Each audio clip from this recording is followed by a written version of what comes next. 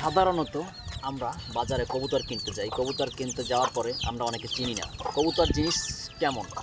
কবুতরটি চেনার উপায় আমি বলে দেই আজকে আপনাদের। কবুতরকে তিনটি উপায়ে চেনা যায়। এর মধ্যে একটি উপায় হচ্ছে এই যে কবুতরটি পুরুষ না মহিলা, এটা বোঝার জন্য প্রথম কাজ হবে এই ঠোঁটটি ধরতে হবে।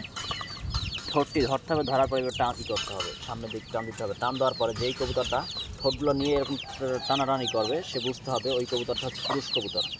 আর আরেকটি উপায় হচ্ছে এই যে পরগুলো এইভাবে টান দিবেন, টান দেওয়ার পরে এইভাবে একটু ফু দিবেন। ফু দেওয়ার পরে দেখতে হবে এই জায়গায় ছোটো ছোটো গেজি আছে, পশম আছে। ওই পশমগুলো যদি না থাকে তাহলে বুঝতে হবে এই কবুতরটি পুরুষ কবুতর।